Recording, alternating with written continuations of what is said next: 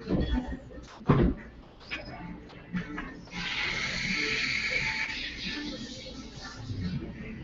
evening. This is Michael at Reef. I'm at the Starbucks,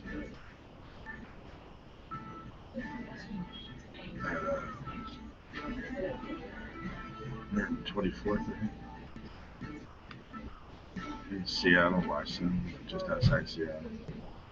The QFC nearby, shopping plaza. But anyway, I see about my little silver moment I had earlier. And like I was saying, back when I was a teenager, I graduated Coast Guard Academy and I graduated Naval Academy. And I was aboard an aircraft carrier. I think it was in Puget Sound there, one of the ports. And I was assigned ship's doctor. And some guy grabbed a hold of my butt on the bridge, and I threw him across the bridge. And was standing over top to get ready to finish him off when they all interceded. Well, I was dismissed from the ship, and I was told that they would be dropping by with sedatives frequently, and that went on for a couple of years. And then they told me I was exonerated. And then I was also, it was during the course of that time I was awarded, I think, the Medal of Freedom and I think the Medal of Honor, Medal of Valor for sure. But it all kind of was done on the down low, on broken down ceremony grounds around town and stuff like that. And then I wound up having taken on a job as a truck driver and stuff like that. And then I wound up getting put in prison in Virginia. Well, Navy headquarters is based in Virginia. Coast Guard is based in Delaware. I'm from Philadelphia. I moved to Colorado when I was 8 with my mom and dad. And that's where I started in the academy. Coast Guard is basically police academy. And it's like a joint operation with the Air Force. So anyway, well, over these many years, it's been all right. Haven't thought about it much. No reason to get sort of bent out of shape. But sort of the role that I play for the government is the victim role. That's the role. Well, that all caught up with me and people who designed it because I did wake up in prison one day for crime I commit. Possibly they wrote it off as warden training, and somebody had removed my penis from my pants and put a cigarette out on it. Now that's probably hatred because I'm not gay, and they found out that it was true, and they didn't want to do anything more serious than that because they possibly, whoever they are in the prison system, a whore, maybe just not a whore, just doing time for something wrong, or something like that. Just really sort of spiteful. It was sort of childish and kind of, like maybe somebody whose heart is half in it, half out of it. Some of you have children that are gay, you know how they are. Some of you are gay yourself, and if you took a good look at yourself in the mirror, you probably would have did the same thing. Why don't you stop with your attitudes towards me, you juvenile delinquents that in grown people's bodies, fucking retards.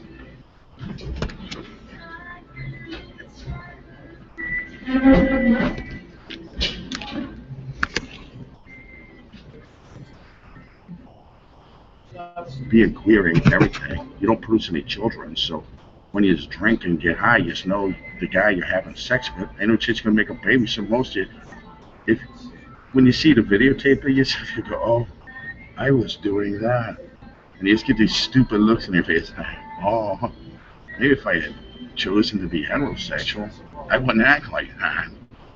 I have absolutely no respect for life. That's exactly how you sex, especially when you're just getting a thing on. You know what I'm saying? You're partying, and you think I'm saying something offensive right now, but you just know it's the truth. Like a dirty little secret you have trouble living with. In fact, these are irresponsible and reckless. These are like reckless drivers going down the highway, fucking crashing into shit, honking your horn, going, "Screw you!" Everywhere you fucking go sometimes, especially used with government credentials. And you just know you over. Then you just get all mad because sometimes the whole community kicks your asses out, and then you tear up the town on your way out, burn it down.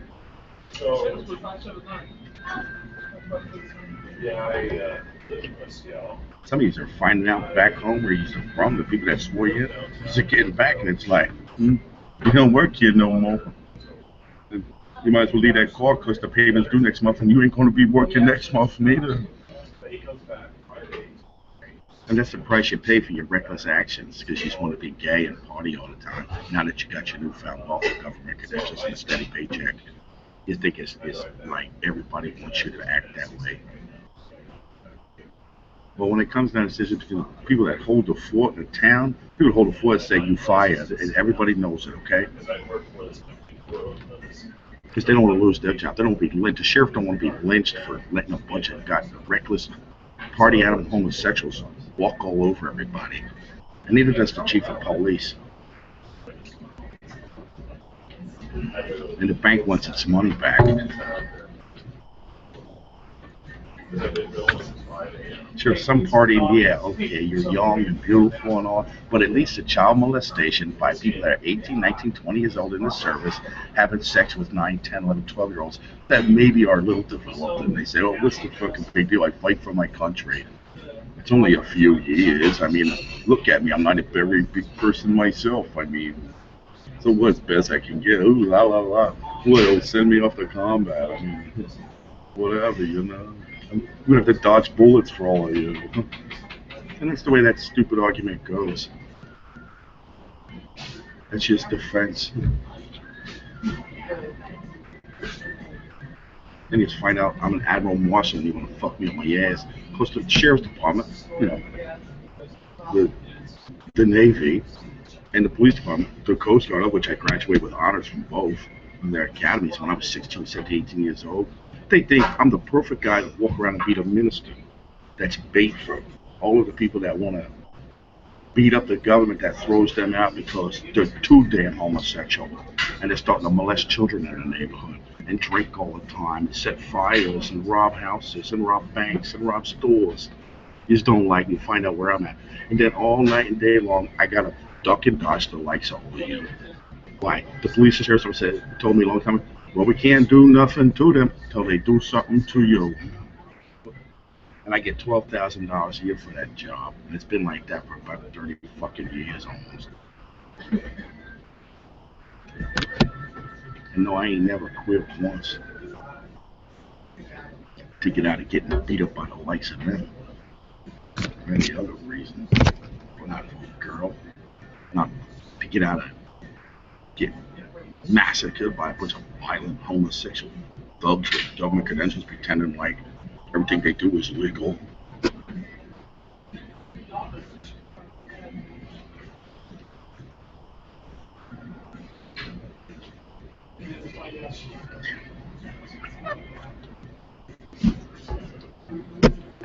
I don't own any real estate. I don't have a car anywhere stashed away or a motorcycle or nothing. Never bought it. Always in school. Always in school. I'm the schoolboy. I'm 43 years old. I'm a grown man. I'm a schoolboy. Graduated with honors and Medal of Freedom from the Coast Guard Academy. Navy Academy. Got the Medal of Honor. Make $12,000 a year. I'm a medical doctor. Not just textbook either. Actually, worked in the emergency room, in the operating room.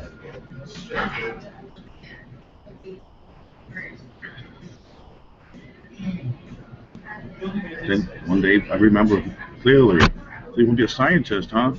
I'm a medical guy. I want to be a scientist though, right? Took me over to like Siemens Labs and GE Labs, and I got to be an electrical engineer. Electrical mechanical engineer. It's me, guys. I'm me. Well, I have some coffee, some Starbucks. Remember this design for that? You know, the Starbucks Queen chick and everything? You remember back when I was a teenager? I helped design it.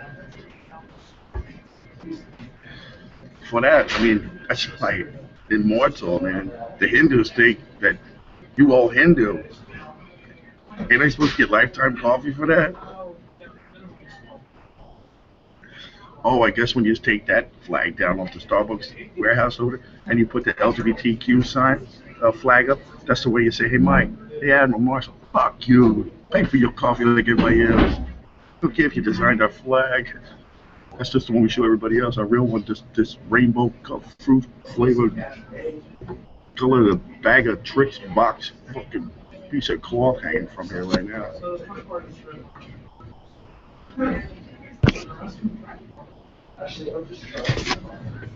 So I see the LGBT flag not being gay. First thing I think of is that rabbit from the Trix commercial, the Trix cereal commercial. Tricks are for kids.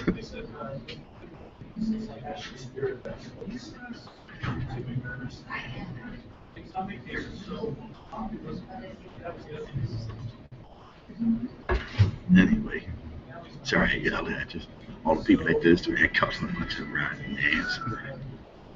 Pieces of crap. Shitheads. Sitting in Burger King at dinner and some of them followed me when it was leaving alone. That was a double whopper at Burger King. I used to work there too. At two of them. Three of them actually. Back when I was in training.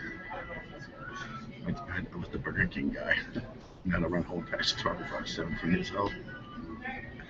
The guy that ran the place, yeah, he just let me do everything. He thought maybe I'd give him a little or something, let him suck my dick or something. Well, he was, I guess, awfully broken hearted. I politely declined.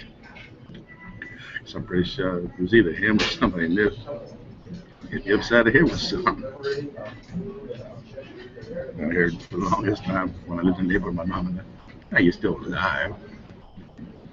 Then this black, skinny, tall guy named Al, when I was waiting to come my friend, I don't know what that was all about. He was cool, like playing guitar like Jimi Hendrix.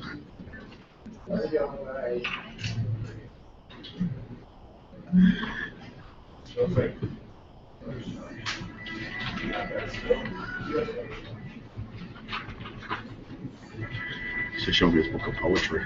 He's a writer too.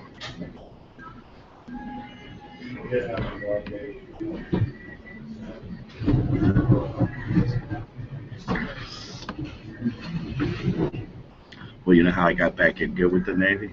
After they threw me off when I was a second, they brought me back after I was still in magistrate school. And on paper in downtown Philadelphia, I made admiral. Well, the final test was I had to take that ship. It means I went on board with a bunch of people that didn't exactly know I was an admiral. And I had to march right up to the bridge and tell the admiral to surrender the ship. Well, it was around election time, so it wasn't really anything out of the ordinary. But he recognized me, and a little fight ensued. And I won the day on that one, too. By order, he was to turn over the ship. And some of the people I was with were gay, and they looked at me and said, he's who? Oh, shit, this is a bust. And some other men that stepped out that they thought were cowards were surrendering the ship without a fight, stepped up and said, that's right, you all under arrest, except for him. He's the admiral. Because welcome to the real world, boys and girls.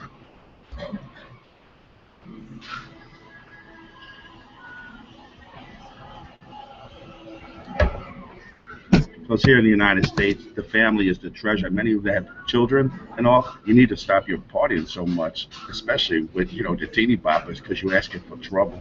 You've been given a gift from God, especially first and foremost, and the rest of the community protects you when you start having children. So all that partying, you just got to cease and desist, till your children are old enough to pay taxes. You know what I mean? Legal-like. You want to sort of get along with everybody that's single and devoted to their life. I go without a family to protect families. I'm not queer. I don't go around having sex with other men. I'm a man. I don't go around doing that. I'm not a double-minded, backstabbing jerk, okay? I'm a full minister now, and I have been officially graduated from Marshall College in 2000. At 16 years, I've been a judge. Most people say I'm a justice now, but hey, that's up to them. That's up to the Congress to say. On paper, I'm a judge. I'm a United States Marshal, and that's a United States judge. I'm the third party judge. I mean, I don't know your family. I don't know people you have a problem with. If the problem originates in the city, county, Seattle, King County, I'm from out of town. Legally, they could call me to sit up on a bench and hear your problem for you city people from Seattle, but your problem with the county people from the county. Like that, that's the easiest way to understand what a United States judge does. I'm supposed to have a gun to back up my decision because they're going to have to side with one or the other. Or to find a happy medium where they say I'm siding with both of you. And if you want to know the truth, the way the law is written, whatever the settlement is, coming out of my pocket. Not even, you just don't even really lose anything. So why don't you just lighten up on your guilt trip, okay? I already know what's going on, how it works. The United States Mint belongs to the Marshals. I'm a United States Marshal, okay? So why don't you just shut the fuck up with all your power trips? Trying to turn me into a queer. I'm 43. I ain't never queer. I mean, I probably ain't never gonna queer because after 43 years, it don't turn me on, okay? It turns me off.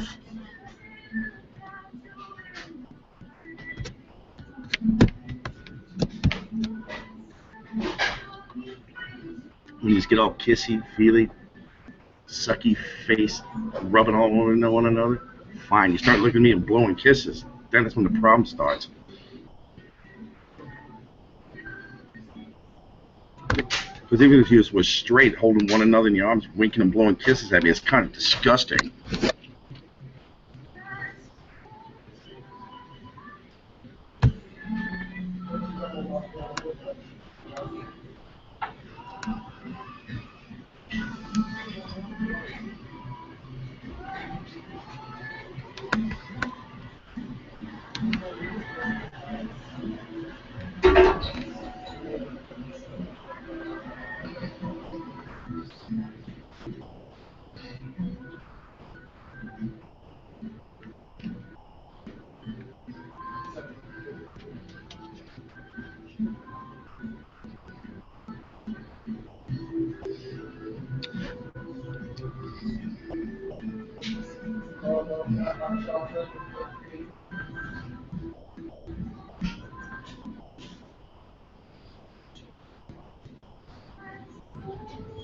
You think you're really clever too. I've only had 13 girlfriends. I only had sex with them about twice each. He's in my head saying, well, 13 is an unlucky number. And they all said they didn't have boyfriends and they wasn't married. And if they was messing around with a guy, well, he's enough. And then on your breath, here to you.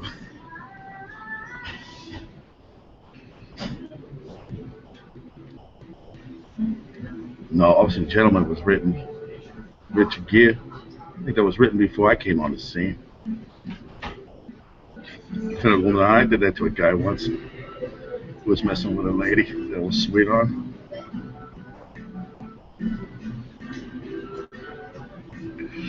What's the name of that carrier? United States carrier. I reclaimed it in the name of the United States government. I did. When I was finishing school, Admiral School. Then a few years later, right, in 1996, right, I got a job on the United States Navy Merchant Marine fishing vessel Coco. Went salmon fishing up in the North Pacific for 3 months on a commercial fishing boat. I mean, catching fish for the stove, all the big ships. And I was reading a book that say I already got admiral service, passed admiral training. Of course, I wasn't allowed to sail the ship out to sea, but I had it at the port. That means admiral of the fishing fleet, I guess. Sub Hunter. That's what the fishing fleet, the official designation. It was a World War II class vessel. They used to drag their lines, the fishing lines, along the coastline in case they hit a submarine. And they had these big oil drums aboard ship. I guess those represent depth charges. Instead of pushing them overboard to blow up the submarines.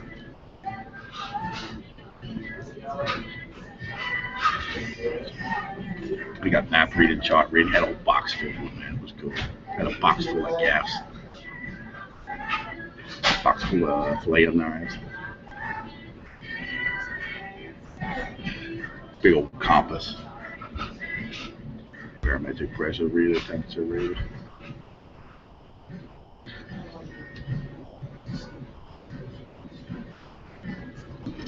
Excuse me.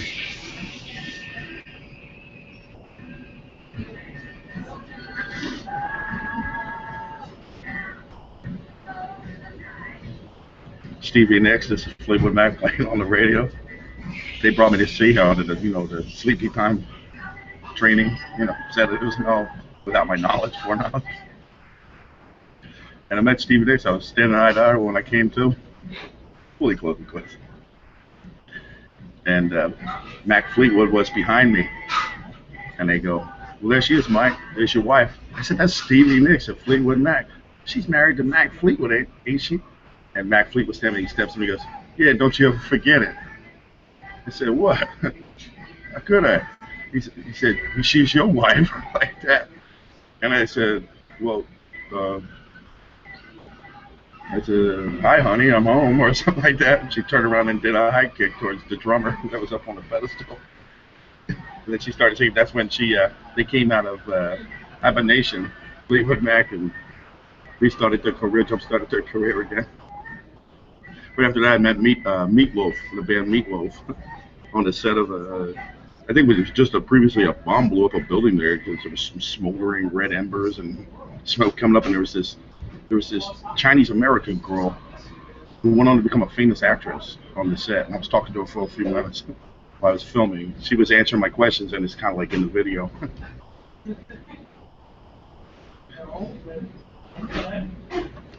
Then I met George Thorogood down in Mississippi, in a bar in the backwoods. I was playing guitar up on stage when I came through. I was rocking out like, "Oh, this again." I keep doing this. Was it Scotty beamed me down from the USS Enterprise or something? While I was still asleep again. I think my chaperone's name. I don't know if it is. One of the trucking companies. When I called up to set up an email account with them, as soon as I entered my digits, this name came up. I think his name was Scott. And he's the one that used to give me the say. He said he used to use heroin on me. He just wanted to be honest. After I graduated Marshall College, right? He's like, "Sir, if you were wondering how I got you from here to there, I used heroin on you." Like that. I was already 10 years graduate post when I saw 10 years post Marshall College. That means since I became a magistrate, 22 years went by. Because he just decided to tell me he was using heroin. Because I walked in the U.S. courthouse in Philadelphia, U.S. Treasury building, and I told the U.S. Marshal, I said, "Listen, I'm a United States Marshal. I'm on my property." They said, "Yeah, we know you're a United States Marshal. No, you can't have your property." So I walked over to the U.S. Treasury building next door, and I told the Secret Service the same thing. Then I went down to see the Attorney General. He was standing there, and he ran away.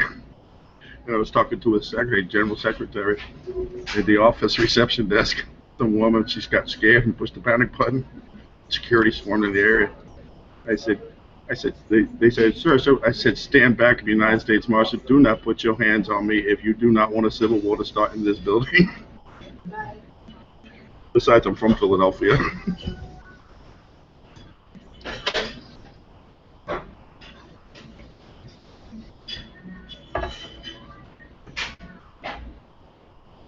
And they told me, well, there was nothing they could do. So 3 Homeland Security guys come in full battle regalia. There's like 9 or 10 security guards at the front desk. I used to work there though when I was a magistrate. One of my first jobs, I was a clerk. I worked at the public ledger building. I was a clerk with the file cabinet room. At the Curtisburg, when Saturday Evening Post used to be published from. It's the U.S. Courthouse Public Library and books, like file cabinets. So it used to be. It's not so much. It's Italian embassy now. Thing. Over there by Independence Mall where the Constitution was signed. United States Constitution right across the street. Worked there for almost 3 months. When I was a lovely little 17-year-old magistrate.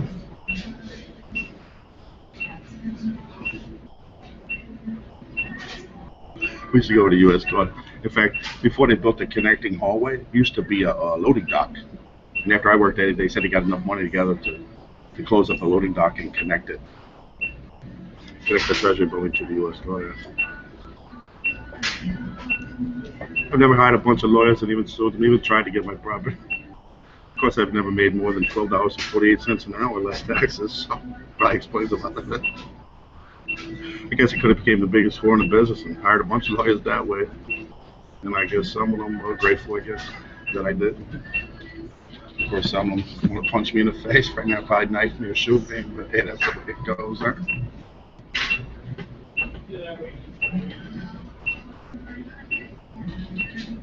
Hit me with a baseball bat again. Yeah, I remember you. Took a little while for my eyes to focus.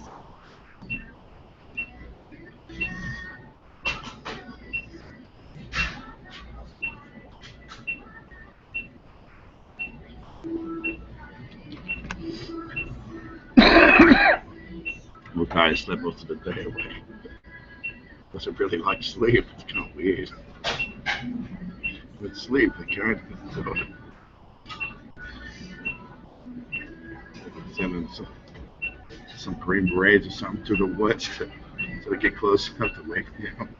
Stop making sounds like animals and shit like they did down in South Carolina. Yeah, good night, Davis. They call out one another, acting like they're going to kill one another. They really talking to me. I think you just quiet down. I go, that's easy. Go to sleep. Away from that. Come into the woods. No one lives.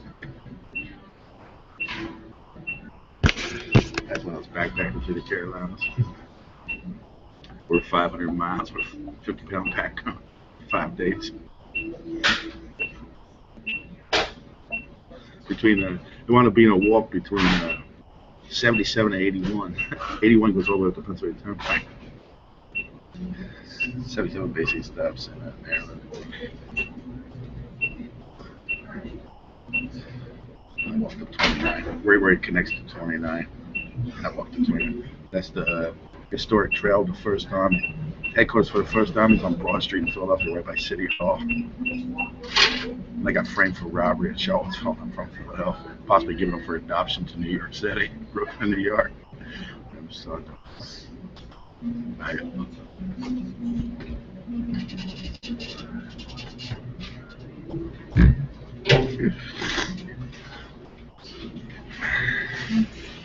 It's a U.S. man in Philadelphia. You say it belongs to me. You better not say that too loud.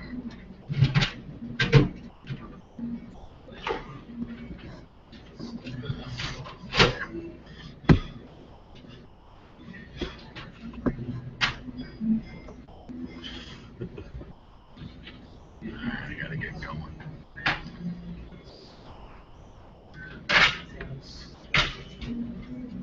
Oh, excuse me, miss.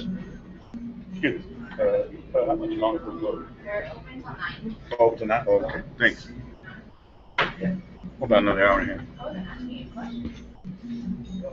We'll go till 9, but I gotta go anyway. I don't want to draw what I need. Like that.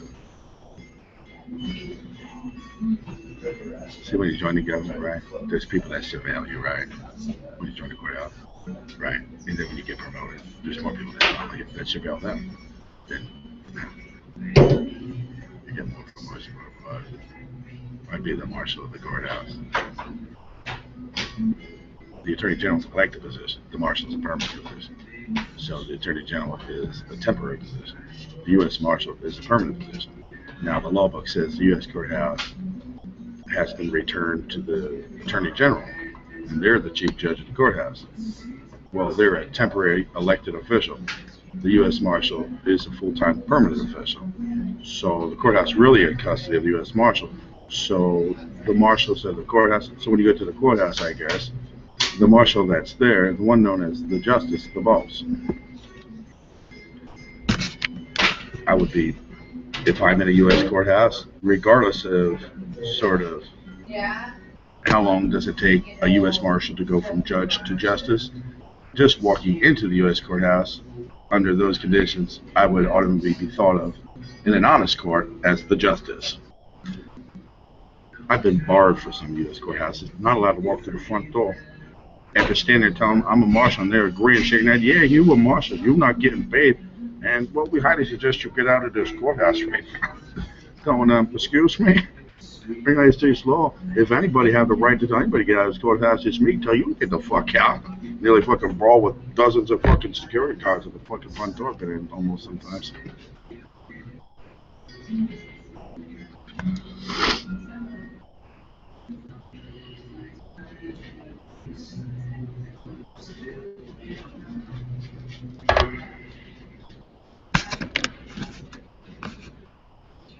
Anyway, I play the victim role. I'm the G that plays the victim role, and they got to keep the fires in my heart burning. Like, why me? Why me? Why me? Sometimes I think they just want me to off somebody. The next rotten son of a bitch puts his hands on me, I'll just fucking kill him. I guess because that'll make it easy to get inside my head and tell me your only way out is if you suck our dick or you let us fuck you up the ass. That's your only way out. That's what I think is really going on. Disgusting, isn't it?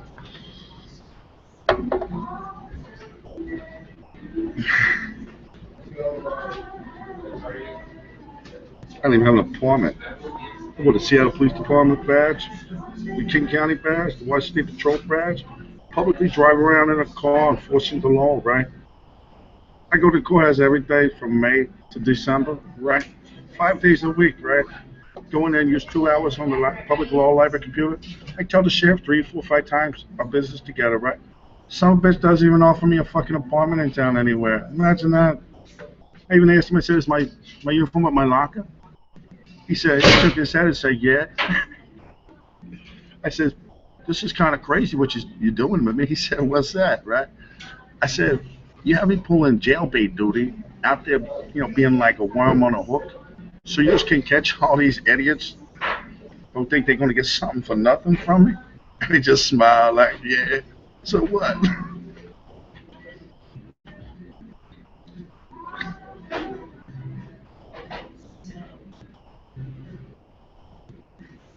Just a minute, I got a King County Sheriff's room up in the locker at the King County Courthouse. But he's not even offering to take me up there and then put it back on. Give me the keys to one of the squad cars. I got to drive around, and all the people that have been fucking with me since they got back down. So to see the look in their eye when they get a little shit in their drawers, like, oops.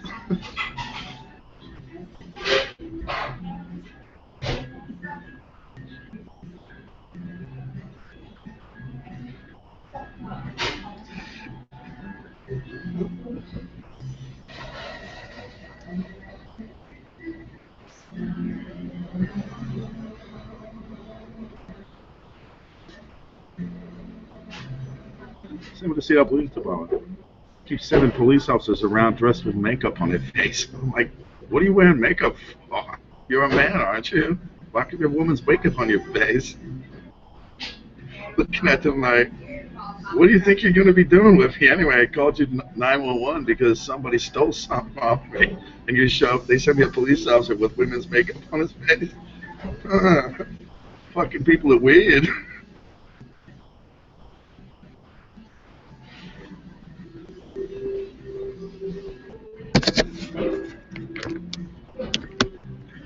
I even told them on the phone, the United States Marshal, and somebody stole something of me while I was laying down for a nap. I live outside. I got no choice sometimes. Somebody walking me while I was sleeping and stole something off me. They sent me a police officer wearing women's makeup, police officer wearing women's makeup, and I'm like, what the hell is this? And he doesn't even have like his clipboard out with the police incident report form in there for victims of crime. He just sort of, I have to remind you, sir, that this conversation is being videotaped and recorded. I'm looking at him like, I need an incident report. Somebody stole something off me. And he's like, well, before we get to that, sir, can you please tell me what happened? Because I have forgotten at that point that the Seattle Police Department runs Hollywood. Where all the motion pictures are made. I think they're real clever, man. Just the setup of a lifetime, Seattle dreamt up, and guess who I am? I'm the #1 officer on the scene, except I'm not allowed to go to the police station or the sheriff's office and talk to the other officer. I just gotta wing it. I'm winger. That guy stole a kiss off me, too, back when he was getting famous. I was asleep, I woke up, he was hovering over my face with his lips all puckered up like... Back in the 80s, crazy stuff.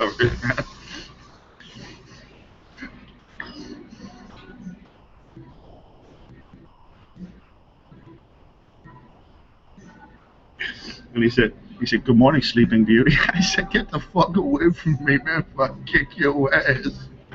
I'm not crazy. You're not?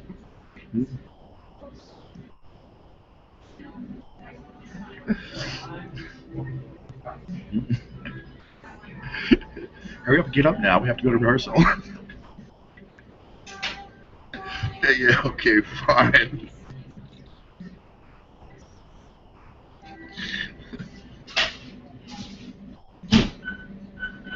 I gotta go. I'll check with you later on.